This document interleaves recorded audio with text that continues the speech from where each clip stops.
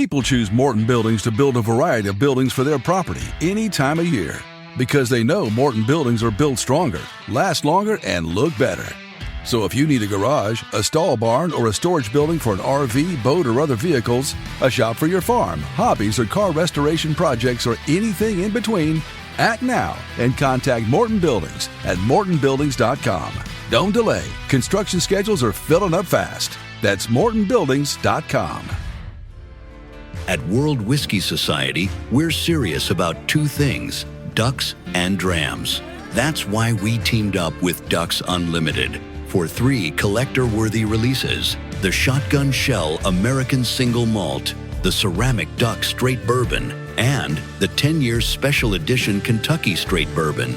Each bottle celebrates craftsmanship, conservation, and the spirit of the outdoors. Shop the full flight now at worldwhiskey.com. And when you buy any 2 Ducks Unlimited bottles, you'll get 10% off your order at worldwhiskey.com. Cold mornings, fresh coffee from a thermos, the whistle of wings, and the palpable excitement of a good dog waiting to be sent. The moment before everything comes alive. Out there, it's not just about where the ducks are, it's about where you are. Onyx Hunt helps you understand the land with public and private boundaries, collaborative folders, and a fully functional GPS even with no service. Onyx is a tool you can trust when it matters most, because the best hunts aren't about luck, they're about knowing where you stand. Download Onyx Hunt today and try it free for 7 days. Hunting season is upon us, and it's time to get geared up for the blind. Winchester, the official ammunition of Ducks Unlimited. Winchester has what you need to be successful this season with a great lineup of shot shell products, including Expert, Dry Lock, Final Pass, and Last Call Double Shot.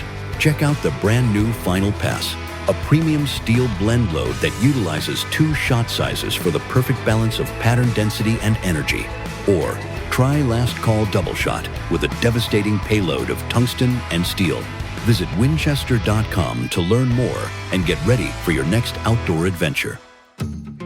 When you step into the duck blind at first light, you're walking into something bigger than the hunt itself. For nearly 40 years, Mossy Oak has been rooted in conservation, from the dirt, sticks, and leaves that inspired original bottomland to the evolution of original shadowgrass and today's shadowgrass habitat. Each pattern tells a story of hunters, waterfowl, and the resource that connects us all. Mossy Oak continues its commitment to Ducks Unlimited through collaborative grassroots projects like Duck DNA and many more. We're thrilled to work side by side with DU and many others from the wildlife community to help protect the wetlands that make it all possible. Can we do a mic check, please? Hey everybody, welcome back to the Ducks Unlimited podcast. I'm your host, Dr. Mike Brazier. I'm your host, Katie Burke. I'm your host, Dr. Jared Henson. And I'm your host, Matt Harrison.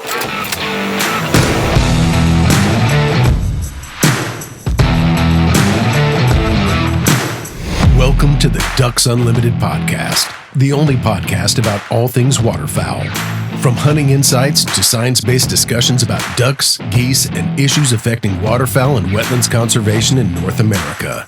The DUPodcast, sponsored by Purina Pro Plan, the official performance dog food of Ducks Unlimited. Purina Pro Plan, always advancing. Also proudly sponsored by Bird Dog Whiskey and Cocktails. Whether you're winding down with your best friend or celebrating with your favorite crew, Bird Dog brings award-winning flavor to every moment. Enjoy responsibly.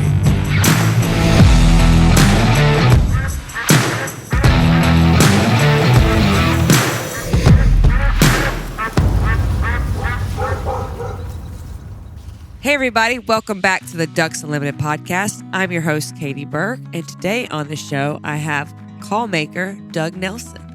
Welcome to the show. Thanks, Katie. Thanks for having me. Yep. We have to mention where we are because we're not in studio. You're not at home calling me. So Nope. We are at Reelfoot Lake, and what is going on here this weekend? The Reelfoot Waterfowl Festival.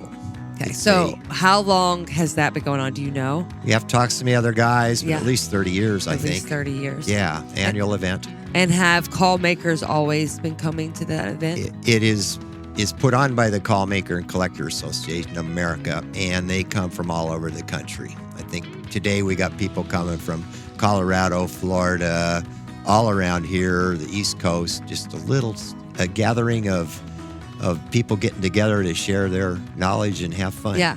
So this has always been put on by the call makers? Yes. Yeah. Okay. I have never been to Reelfoot Lake, which is crazy. I know. Got quite a history. I don't live that far away. I knew this was going on, and this is probably, I would assume, the oldest call making gathering, because I don't know. Is it old? I don't know how long y'all have been going to Yeah. Chicago, but I think this might be longer. We'll have to ask. I don't know. Russ. I started coming here, I think, 2013. Okay. You know, and it's just been wonderful because I've built lifelong friendships. I've learned so much. You know, you can be in your own shop working, but when you get together with this many super talented people, the knowledge just flows. Yeah. And Yeah. I've already learned some things just being here a couple hours. It's like, wow. Yeah. No, it's interesting, and we talk about that a lot, and we can talk about that more later. But we talk about that a lot in regards to like when you collect decoys and stuff. Like the biggest advice I think anybody gives when it comes to anything like this is like, go see the stuff, go pick it up, go talk to those people. You know, that tends to be the most like advice anyone gives, because you can look at stuff, especially now, people look at stuff online and everything, but it's not the same.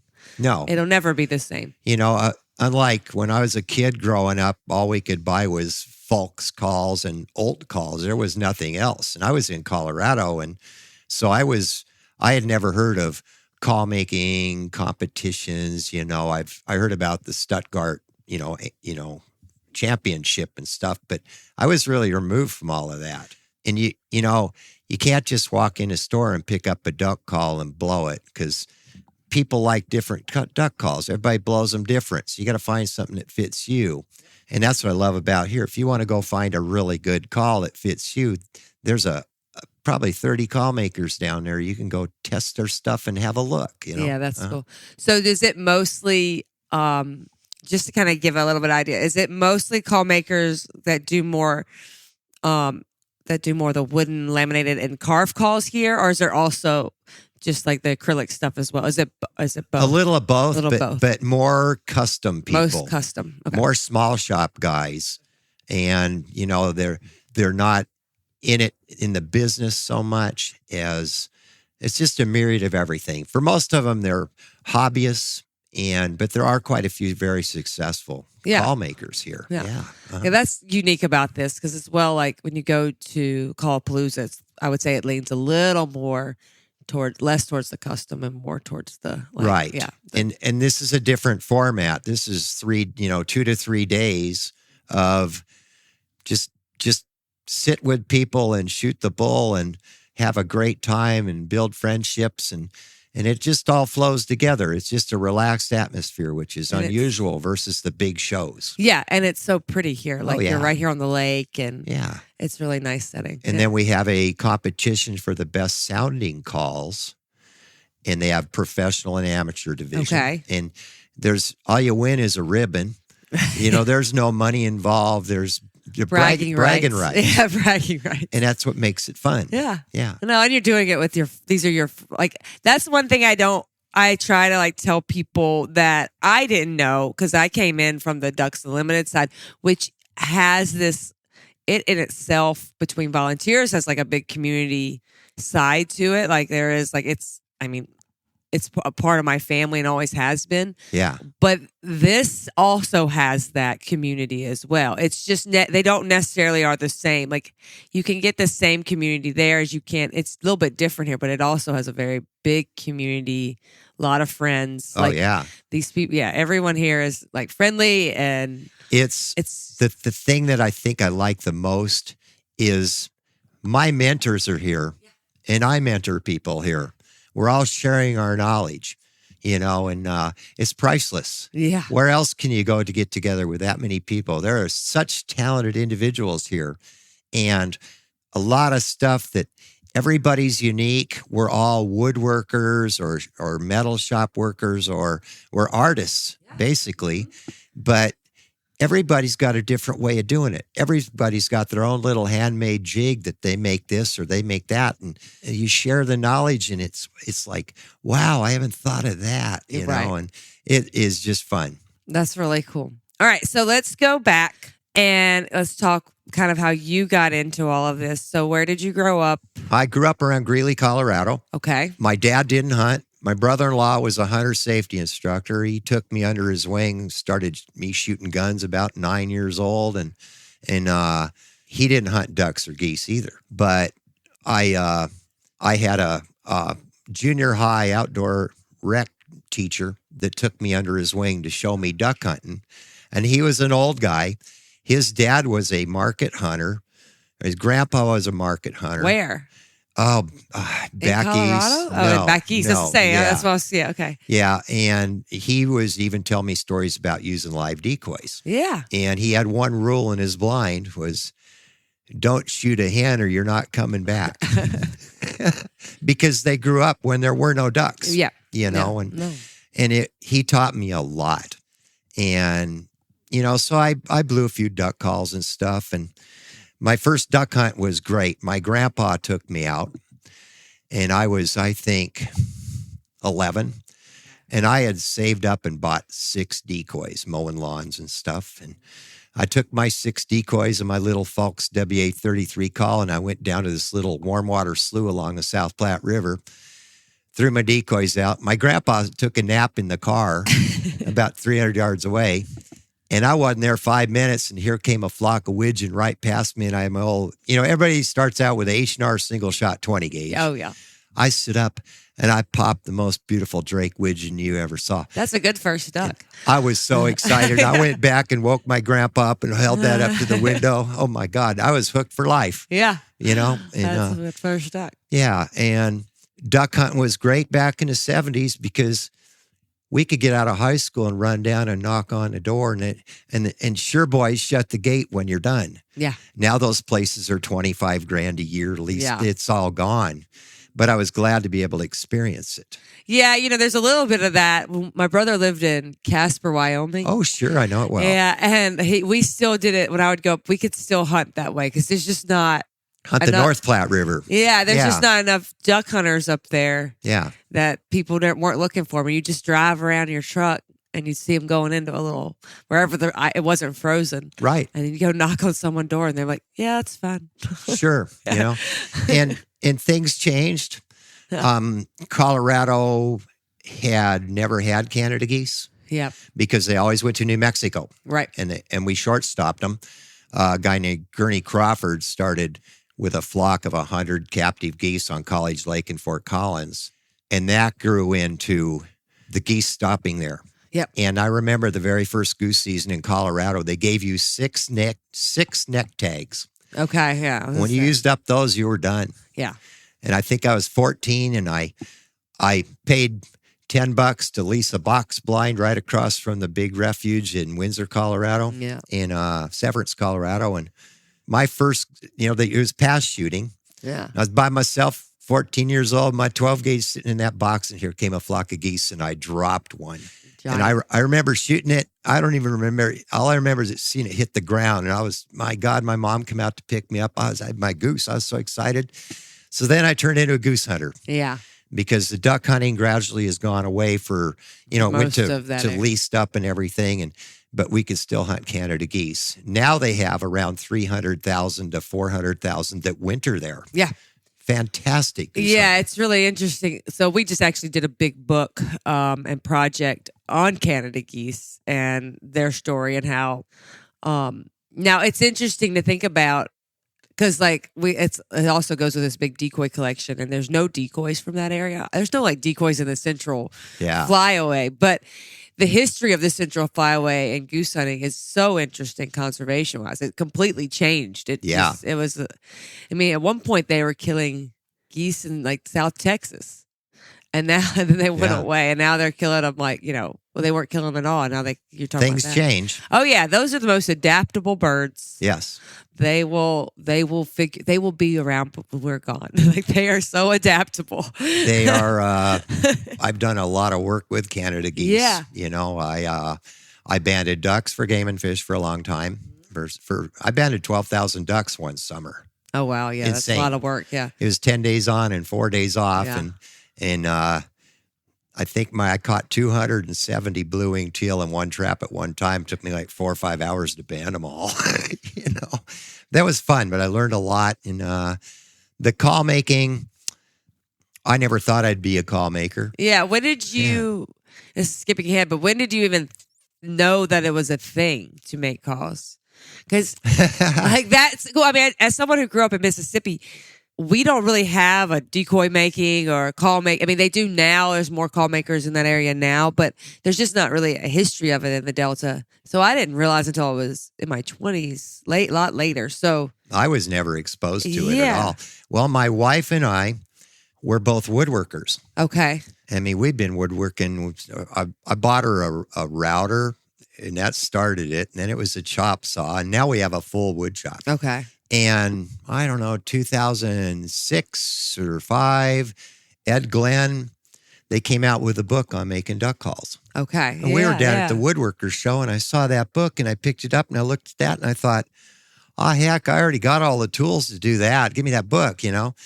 The first goose call I made worked, and I was hooked. Yeah. That was it. I became a goose call guy. Yeah. I mean, you were goose hunting, so that makes sense. Yeah. So did you kill a goose with that first, like when you took it out, that first call, or did it take a little bit?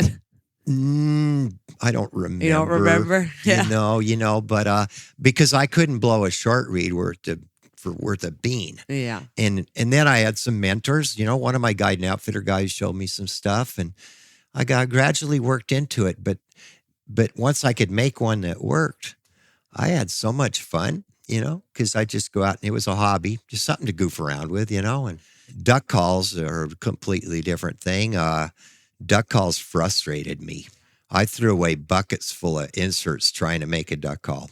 And I had no mentors out in Colorado to help me, you know, and I'd come here to the contest and I'd show the guys my call, and Brian Byers would blow my call and he'd look at me and say, the reed's too long. You know, slap my forehead, you know, and 2 years ago, I finally figured it out. At this point. How many years in? I messed with it for 15 years, and I just kept making goose calls because they drove me crazy. Yeah. 2 years ago, I finally figured this duck call tone board stuff out, and I'm really happy. It's kind of fun. But I also make cow elk calls. I dabbled that makes sense with a Colorado background. Yeah, and I dabbled a little recently making some morning dove calls, which was fun. And but the elk calls and the goose calls would been my bread and butter, just, you know, hobby stuff. And yeah. So I'm guessing. So at what point did you? So okay, well, let's go back because I want to get into that more. But so you mentioned a little bit about after like learning to hunt in Colorado and all that, and then you mentioned a little bit about banding ducks. So where did you go career wise? Like from there, like because I feel like we just skipped over a lot of important stuff. Career wise, I had a degree in wildlife biology. Okay, from where did you go to school? Colorado State University, and it was fun. Worked for Game and Fish, banding ducks, and I kind of. So where did you band ducks? Were you banding ducks up in Colorado, in the San Luis Valley, and in North Park? Okay, and so I'd spend 5 days in San Luis Valley.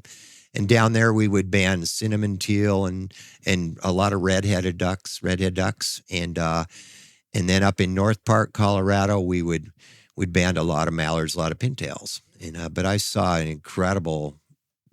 The ducks were great on these properties. There were a lot of private duck clubs. When was this? 1976. Okay. Yeah. Wow. And, one interesting thing is an old game warden came out, and they told us we had to band hen mallards. Yeah. And it was during the molt, and they weren't flying. Right. And he says, I'll show you how to catch hen mallards. And we use a Salt Plains duck trap, which is an L-shaped box. You set it in about 6-8 inches of water. And I'll show you. We went out and we put it right along the edge of a whole bunch of cattails. And then he took a bucket of corn and he went down the side of the cattails for 50 yards with the corn and led them. It's like leading them back to the trap. Candy trail. We came out the next morning. And there were 40 hen mallards in that trap. And I'm like, you kidding me? You know, so you learn a lot, and it's always neat to hear from the old guys how to do stuff. Yeah. Yeah, you just left a candy trail. So I'd done taxidermy as a hobby. I became a professional taxidermist. So when did you do that? So why did you transfer over from, or what was so you were hobbying taxidermy, correct? So how did you pick up that? One of my duck hunting buddies' Okay. dad did taxidermy for a hobby, so he took us under his wing and showed us So how you're to do just some a taxidermy. very naturally curious person, I'm guessing. Yeah, my mom was real artistic too. I was always raised doing arts and crafts and stuff. I just like doing things. And so taxidermy wise, got out of college. Game and Fish I didn't want to work for him anymore because they laid me off because of affirmative action. I didn't like that, but so I thought maybe I'll give taxidermy a try. I went to American Institute of Taxidermy, Janesville, Wisconsin, learned how, and opened up a taxidermy business. I got into it. I was founding president of Colorado Taxidermy Association. We started it off with Otto Van Veen from Jonas Brothers and Barry Smith from Alpine Taxidermy. A lot of people, we all got together and started it. It's still going. Oh, yeah. They're still rolling. Oh, good. And then I got on the board of directors, National Taxidermy Association, for a couple of years. And it's the same as the call making. Mentors and meeting people and trading tips and swapping stuff. And I did that for 10 years and I burned out. Yeah. And so you're primarily doing like private stuff, I'm guessing, with some museum stuff in there. Yeah, it was basically for the public. Yeah. And we did a little museum restoration work. We did a lot of cleaning of old rugs, stuff like that. Little African restoration, just a whole menagerie of stuff, So I was trained in everything, but it just got to the point where it turned from a labor of love into labor. Yeah. I remember skinning around 300 fish, and I was like, I'd go home and I'm like, honey, I hate this. And, so I left. Yeah. I just upped and walked and gave my notice and went and found another career. What did you go do then? Oh, gosh, I sold fishing equipment for a year. I tried selling cars. I was too honest for that. And I had a buddy in the grocery business. I got in the dairy manager and grocery business for 5 years.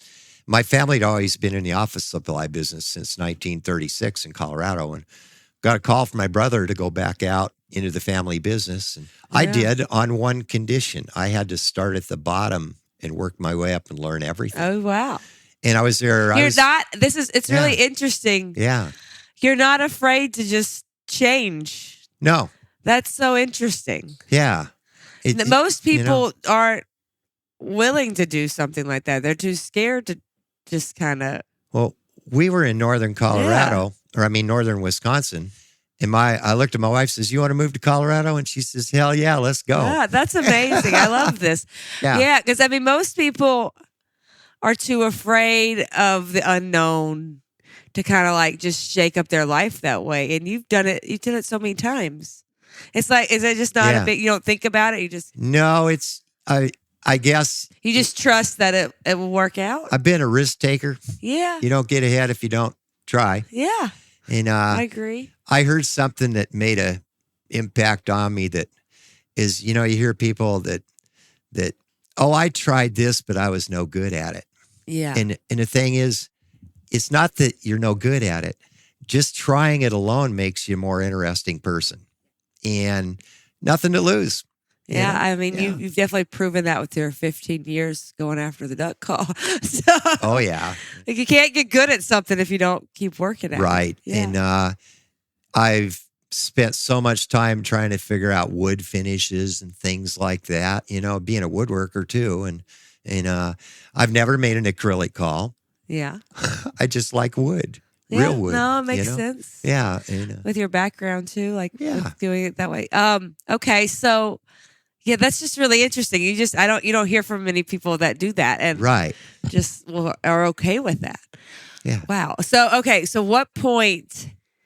So during all this, when do you start?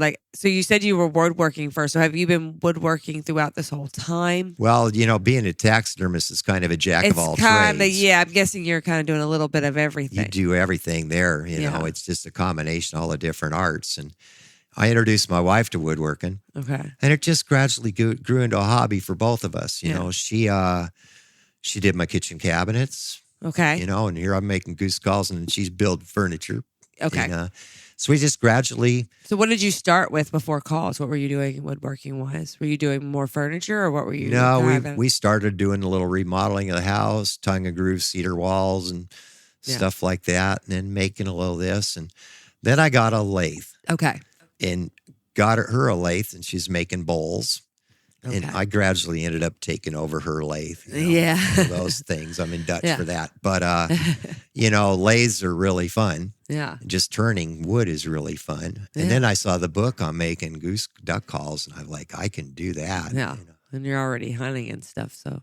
Yeah. Yeah. It kind of came naturally, and now it's a labor of love. It's for fun. Yeah. I don't want to do it for a business. No. I don't want to do custom orders because I don't like the pressure. Yeah. I build stuff I like. If they want it, great. We want to trade for something, great, But I get that. I mean, I do. I get that a lot. Yeah. Like, I went to school, which people listening have heard this probably a million times, but like I went to school for art, and I quickly realized that wasn't, not that I wasn't good at it, but like that, I mean, I wasn't as good as some of those people. Like I was like, oh, I'm not going to, but I didn't like it being told what to do. Uh-huh. I don't like drawing things for people. Like Right. every once in a while, someone asks me to like do a pet or something like that. And I'm like, no, I just have no desire. If I want to do it, I'll do it, and I'll give it to you. And if you like it, that's fine. If you don't, you don't. But I just don't. I don't do it for anyone else. Yeah. Yeah, I do. It's just I enjoy it. It's fun. Yeah. And I don't want it to not be fun. Hats off to the people that will take on custom orders and do it. Since I do it for a hobby and for fun, I don't need to, I have done a few. Yeah. I've had some friends where, I'll do something for their kid for his birthday or something, but I basically build a couple and let them pick their choice. Right. It's a little easier. Now the laminated stuff's a whole different ballgame. Yeah, So. and we'll get into that. Yeah. All right. Well, let's take a quick break, and then we'll get into the nitty gritty of all the call making part of it.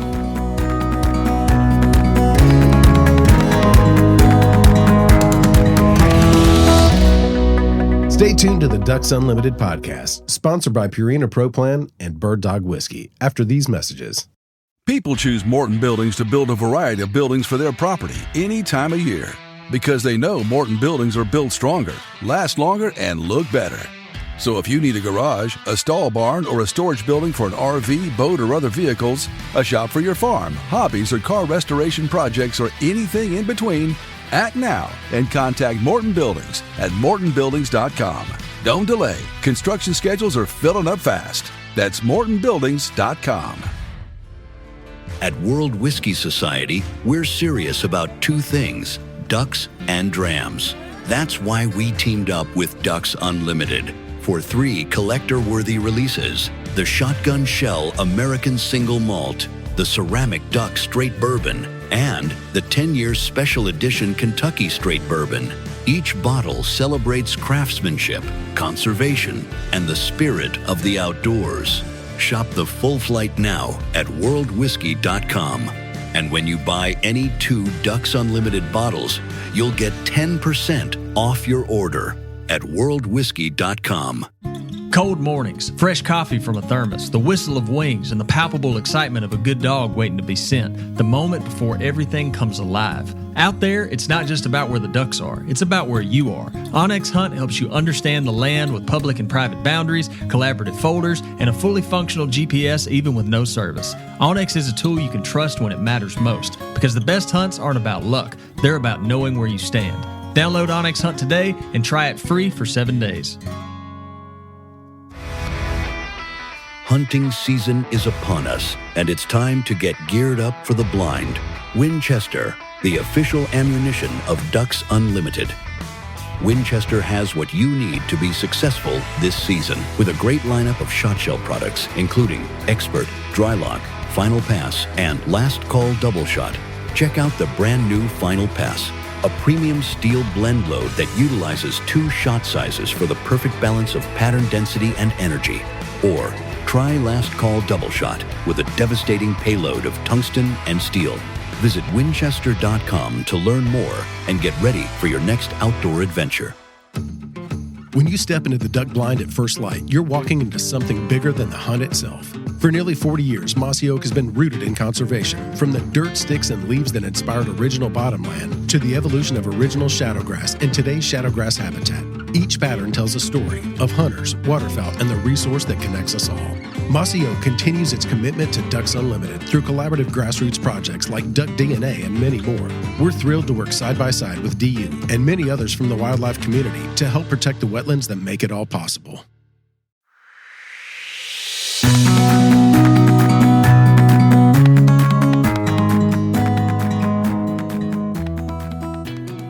All right, welcome back. I am here with Doug Nelson, and we're going to I want to talk now more about your call making. So you get that book, and so in that book, did you did they have call making in there, or did you just think, that's what I want to do, so I want to take this and then adapt it over to what I want? Like take a regular goose call. Yeah, I think so. You know, it helped me figure out the duck call part. I tried, but the goose calls was easy because I had the right tools for it. Okay. Because goose calls are basically how you counter bore the exhaust in a barrel. You know, okay. Goose calls are all about the counter boring inside, the volume that makes the gut pick the reed up and make the noise. So were you just kind of looking at commercial calls to start? Yeah. Okay. Yeah, I examined. I had like a couple different ones, and I'd kind of look and see what they had been doing.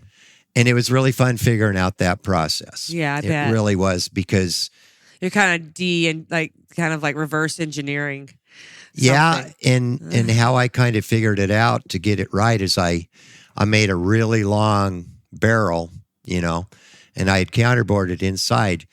And I'd put it in and blow it, and it wouldn't work. And I'd cut it off an eighth of an inch and see if it was any better. And I finally learned how to get the exact volume that works with that set of guts. And it's just everything affects everything. Duck calls are worse or harder, but goose calls are fairly easy once you understand the basics of them.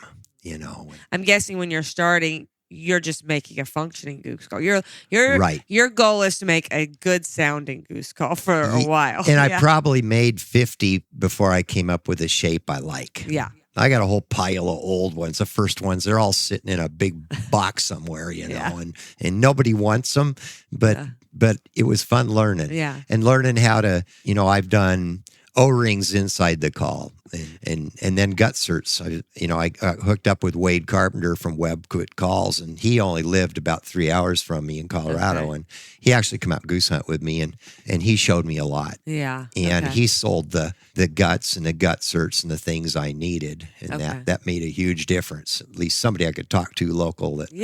So you're going through it, and you're basically making a good sounding call first. Right. So at what point do you start to make them more decorative and or learn about competitions and other makers? So what comes first? You trying to make them more decorative, or learning about these other things? I think I learned and joined the CCAA, the Callmaker Collector Association. So where did you hear about them?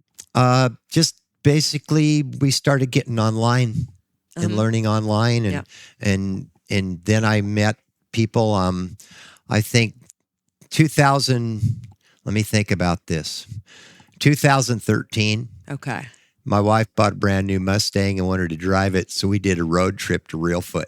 Okay. Yeah. Yeah. And it was a hoot. Yeah. That's where I met a bunch of friends here. Yeah. And then the next year, she didn't want to go, so I flew to Memphis, rented a car, did that a couple years. Yeah. Mm-hmm. And it's not a bad drive. I did it this morning. And then when I retired, 2022, we decided to up and move from Colorado, and we moved just 60 miles west to Reelfoot Lake. We've had our dream property up there. Yeah. So now instead of a 2-day drive, I have a 90-mile drive. Yeah, that's nothing. Love it. And it's nice. You go through all these little country roads and stuff. Oh, yeah. And I don't miss the wind and the snow. And my husband's from Massachusetts, and people always ask him all the time if he wants to go back north, and he's like, no, I don't need to shovel snow ever again. Right. I'm okay with that. Yeah, but it's kind of how I ended up out here. Yeah. As for the laminating part, the guy that wrote co-authored the book on making duck calls is Ed Glenn. Ed Glenn is known for his laminating, and I saw his work, and then I contacted him and to learn more, and he sent me some articles that he'd written and things like that. I started playing with it, and he encouraged me, and I did a few trades with him and things like that. But just having him to encourage me. And then one thing that really got me going is they used to have a forum online called the THO forum. And I got a message from Charlie Hess, who's like the grandmaster guy that invented the short reed. Okay. And he says, I like your work. Keep going, Yeah. Oh, man. It made my heart thump. Yeah. Cool. And so I started gluing wood together, having a little fun. And I liked it. How was those first ones? Were they awesome? What? Yeah, I took to it Ed easy? taught me the tricks on putting the segments together to make designs, and I think I took a second place in 2007. With a call at the CCAA show. That was at where was it? St. Charles, Illinois. And the next year, I entered a match set in the amateurs, and I won best in class. And I'm like, you're kidding me. They kicked me out of amateurs forever after that. Then I have to compete against the big boys. But that call, I learned a lot. So I started challenging myself to see what I could do. Right here on the table, I'll show you. Got a call. It's 890 pieces of wood put together. 890. Yeah, and if approximately. Y'all can see We'll have to count it again. I'll put a picture up on. Took 100 hours. I get off of work, spend an hour putting together a 24-segment ring and drink a beer, and I did that for like 100 days. Okay, so I have a question. Yeah. When you're putting this together, right? Yep. If the listener can imagine, obviously it's tiny pieces. I'd say, they're like the size of a chiclet, but you're having, because a call is rounded, right? So you're putting it together, not as a block, but you're having to put it as a circle. I'm building rings like a pie. Like a ring. Yeah, you're having to do a pie. Yeah. And this one happened to be 24-segment rings, which I drew it out on graph paper. It's an American Indian design. And did I learn a lot? Yeah. I learned, I was still learning, but I just took my time. It's not perfect. I look at it instantly and I see the errors in it. And since then, I've corrected a lot of those errors and figured out how to get around it. But basically, you're building, imagine you're taking a circle, looks like a pie. It can be 6, 8 segments, whatever. Then I drill a hole through the middle, 5/8 inch hole. Then I make another one, and that's going to match that in the pattern. Drill a hole. Then I put glue on them, put a metal rod through them, and glue them together. Yeah. Okay. And clamp them. Keep going. Do more. Take a stack of 2 and a stack of 2. Glue them together, and eventually you build a blank. Yeah.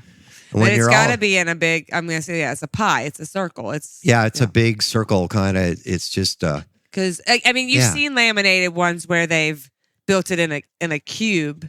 Right. And then you get different sizes, but this is all exactly the same. Yeah, it's wild. Yeah. It's so impressive. And the designs you can come up with are up to your imagination.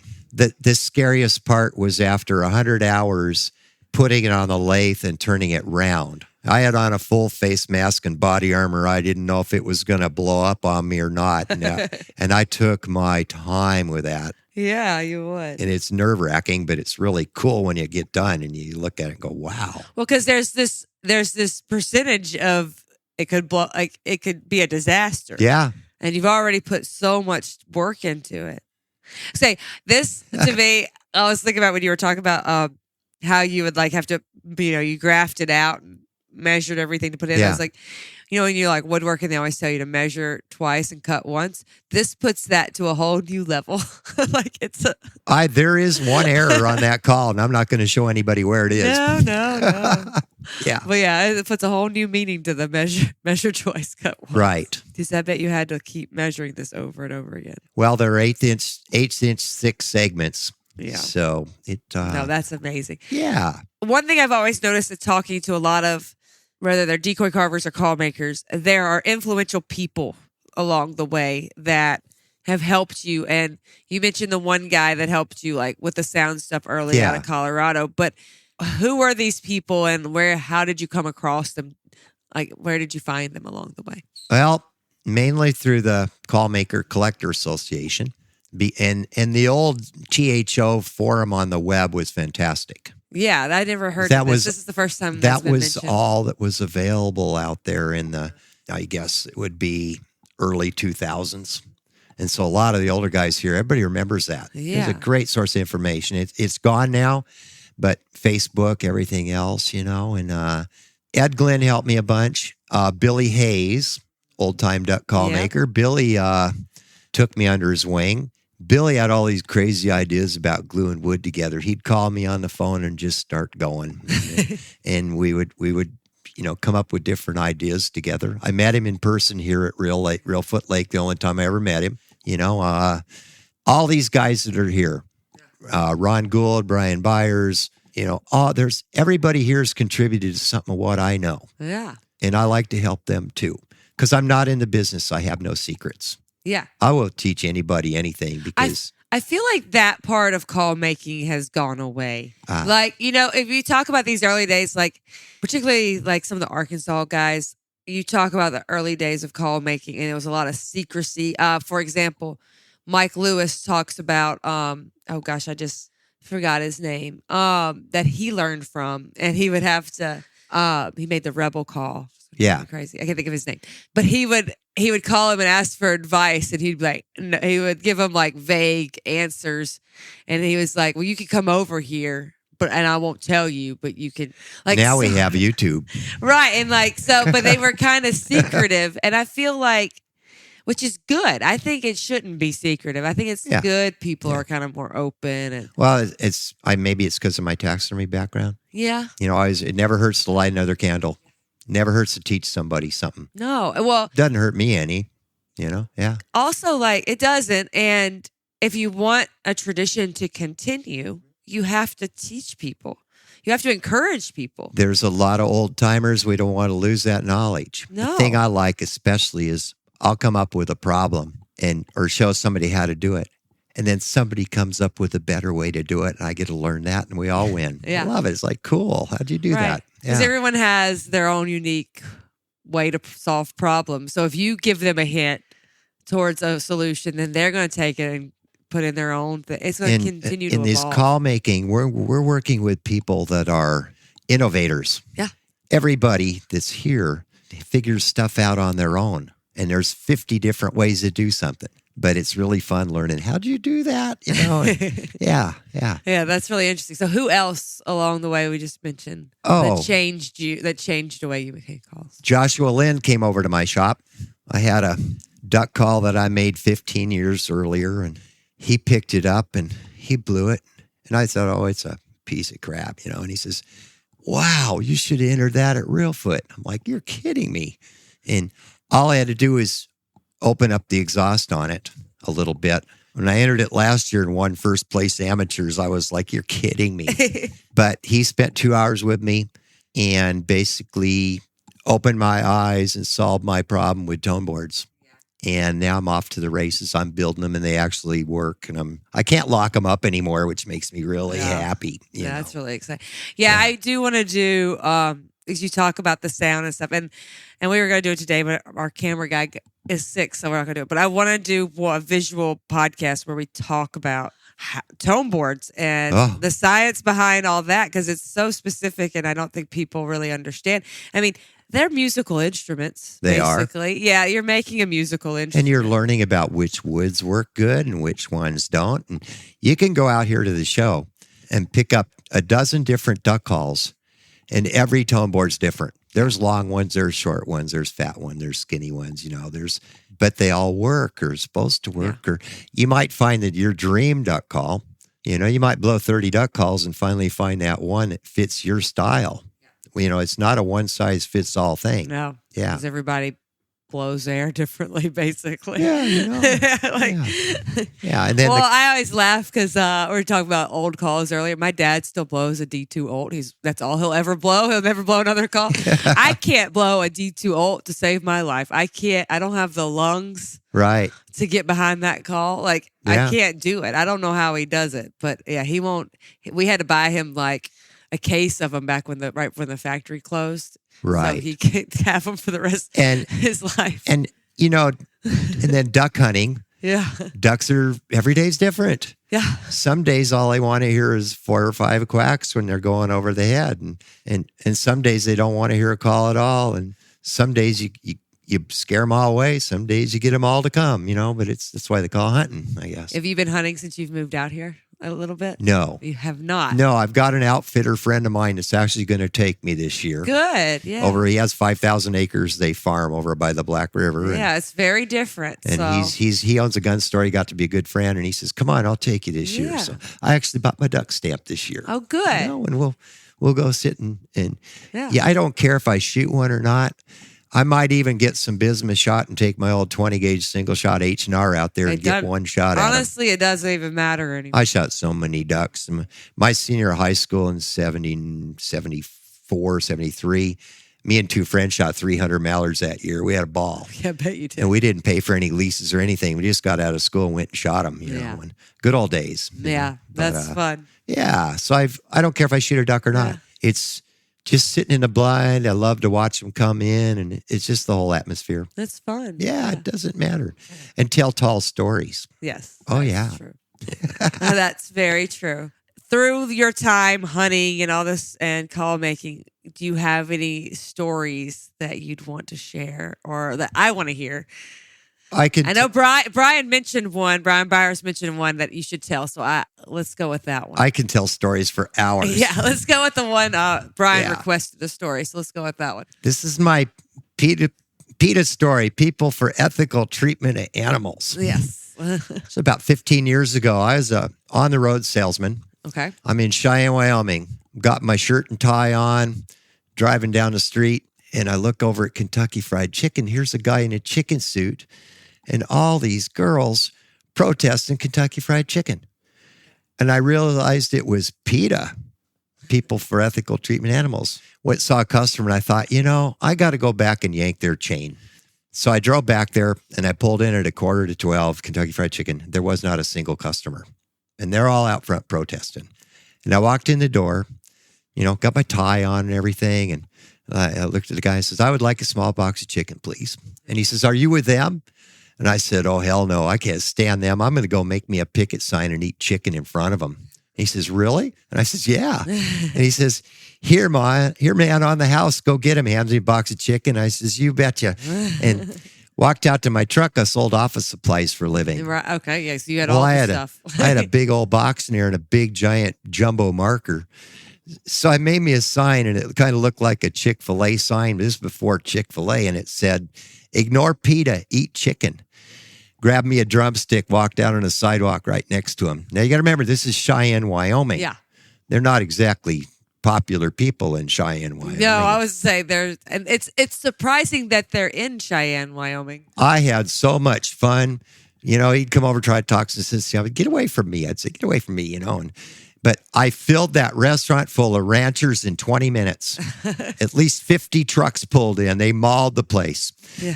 And it was so much fun. I remember looking over at the front door, and here's this 90-year-old rancher with a cane standing there with a piece of chicken. I could hear him, and he's yelling, "What the hell's wrong with you?" Yelling at him, And I looked up, and here came the newspaper reporters. Oh, gosh. Running down the street. "Who are you? What you doing?" "I'm Doug Nelson. I was just driving by. I figured it was a good day for a piece of chicken." And I made the front page of the Cheyenne paper full color the next morning, eating chicken, and with this steaming mad PETA guy behind me. Did you keep it? Did you keep the paper? Yeah, I got it. It is so much fun. Yeah. But that's one of the funnier things I've done. I'd do that again in a heartbeat. Yeah, it's too. funny. Yeah. So when people come to the museum, because we're in the pyramid, so you get a big in the wintertime, I'd say we have mostly hunters. But in the summer, you get tourists from all over the place. And right.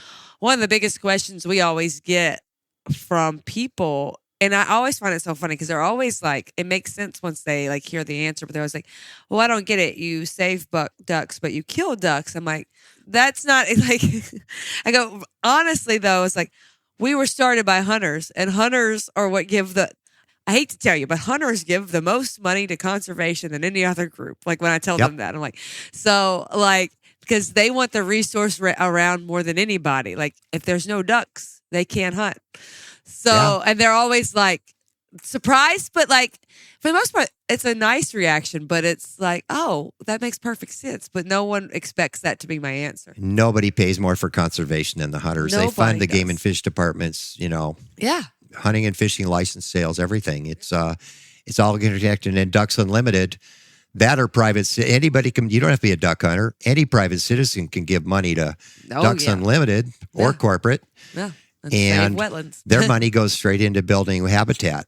And if you don't have habitat, you don't have, and it's not just ducks. You don't have It's any all- of the wildlife that all- live yeah. there. Wildlife and all Yeah. water birds. And Yeah. it is surprising that how many people, I guess when you grow up in it, you don't even think about it, but how many people don't even think about that. With my degree in wildlife biology, I understand it completely. Yeah. I'm really attuned to what's going on in Africa right now, because over there, the professional hunters, there's two choices.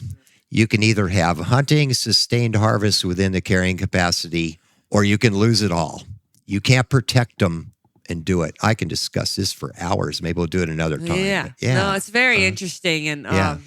so I wanted, so how long were you in the Fish and Wildlife Service? What, working with them? Yeah. Only a couple of years. summer, basically. All right. but, So, yeah.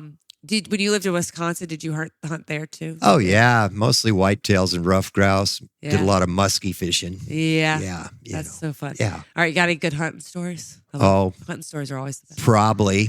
Yeah, I'd have to think about it. I had a buddy shot a goose that went through a lady's bedroom window at the country club. Really? At 8 o'clock on Sunday morning, and we could hear her screaming. And I looked at him and says, I'm not going over there. You shot it.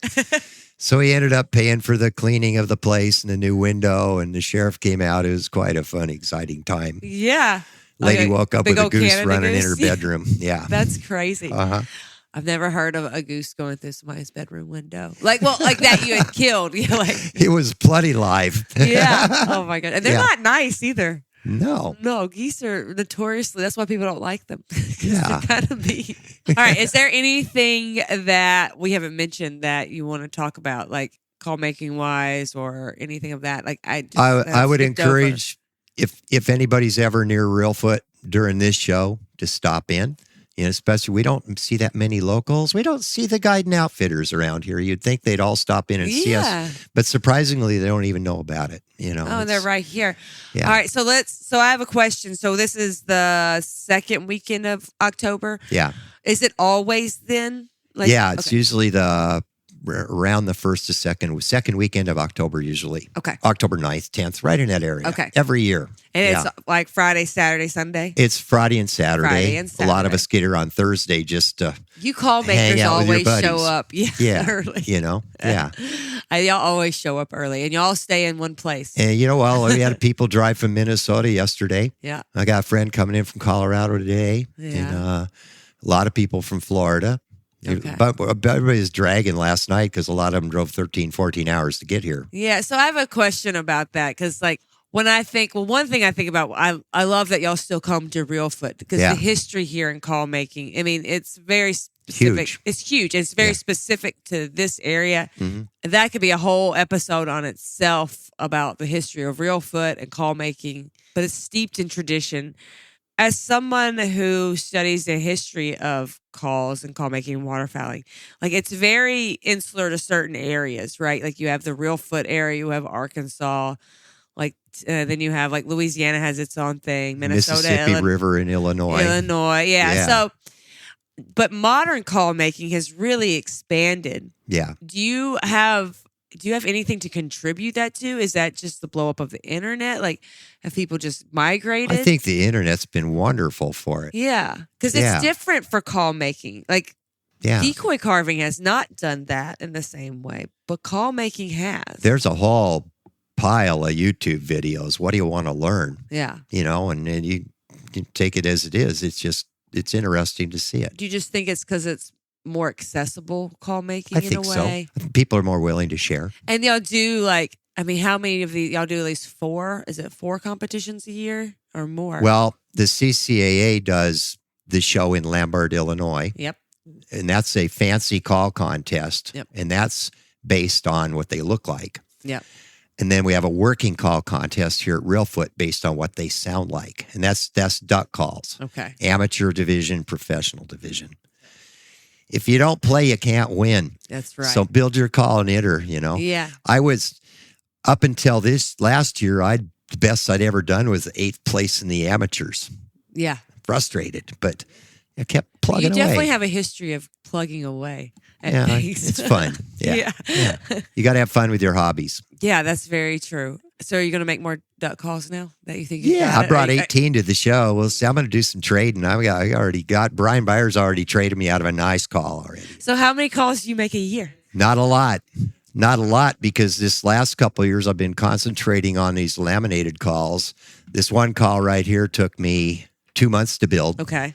And because I'm experimenting, I'm learning more. So I might build a call, but you won't see the big bucket of leftover pieces that I threw away. And I burned some beautiful firewood. Oh, it's heavy. Yeah, that's desert ironwood. No, that's bloodwood, that call. But yeah, very heavy. So yeah, so you're thinking like, so that's not many. I mean, if you're doing 2 months a year, that's like. No, I usually build a bunch of calls to bring to Reelfoot to do some trading. Yeah. And then this summer was so hot, I just lived out in the air-conditioned shop and enjoyed it. It was fun. Yeah. But I usually spend October, November, December, January trying to build some calls for the Lambert show. And I got some wild ideas again for next year. So. Do you put anything in at Wild Turkey in Nashville? No, never been to that. Yeah. Okay. And I can't afford to go to that, but that's okay. That's okay. Yeah. And you know what I wonder? And I always wonder why, and I don't know if you have an answer for this, but there's the calling competition that's in Easton. Why don't we do more of a call maker stuff in Easton? I don't know. Because goose wise, it's much more heavy. Maryland, goose you calls. mean? Yeah. Yeah. I don't know. I don't know much about that. I'll have to ask myself. Brian that, because I was thinking about that on the way here, because I knew you would have goose calls. Yeah. And Yeah. I was thinking about on the way here is where that's so much more prevalent, because that's where the goose calling competition. I am not a great goose caller. Well, you can. I'm a make good goose hunter You can- because I know how to hunt geese. And that doesn't include calling them. The best season I ever had, I left my call in the truck. But I'm not a good duck caller either, but and I never had. nothing makes me happier than handing one of my goose calls to a guy that knows how to run it and make that sweet music. Just brings a big old smile to my face. We're going to do that in a couple hours here. Yeah, that'll be fun. Yeah, I can't wait yeah. to see it. Yeah. All right. Well, Doug, thank you for doing this. Thanks for having me. This is really fun. Yeah. And I'm glad I got to come down today. Good. It's much better than sitting in my office. Absolutely. All right. Well, Cool. thank you for coming on the show. Thank you. Enjoy the show here at Reelfoot. All right. Thanks, Doug, for coming on the show. Thanks to our producer, Chris Isaac. And thanks to you, our listener, for supporting wetlands and waterfowl conservation. Thank you for listening to the DUPodcast, sponsored by Purina Pro Plan, the official performance dog food of Ducks Unlimited. Purina Pro Plan, always advancing. Also proudly sponsored by Bird Dog Whiskey and Cocktails. Whether you're winding down with your best friend or celebrating with your favorite crew, Bird Dog brings award-winning flavor to every moment. Enjoy responsibly. Be sure to rate, review, and subscribe to the show, and visit ducks.org/DUPodcast. Opinions expressed by guests do not necessarily reflect those of Ducks Unlimited. Until next time, stay tuned to the Ducks.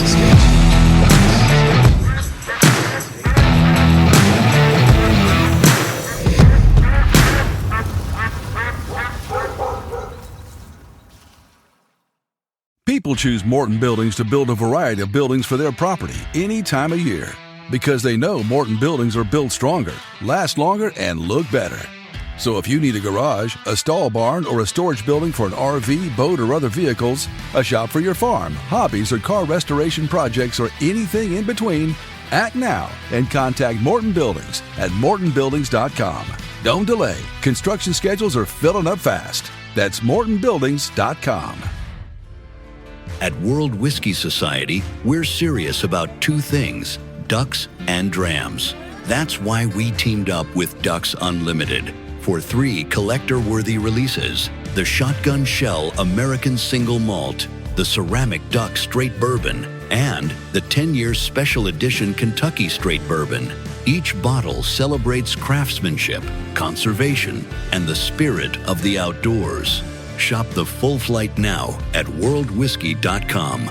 And when you buy any 2 Ducks Unlimited bottles, you'll get 10% off your order at worldwhiskey.com. Cold mornings, fresh coffee from a thermos, the whistle of wings, and the palpable excitement of a good dog waiting to be sent. The moment before everything comes alive. Out there, it's not just about where the ducks are, it's about where you are. Onyx Hunt helps you understand the land with public and private boundaries, collaborative folders, and a fully functional GPS even with no service. Onyx is a tool you can trust when it matters most, because the best hunts aren't about luck, they're about knowing where you stand. Download Onyx Hunt today and try it free for 7 days. Hunting season is upon us, and it's time to get geared up for the blind.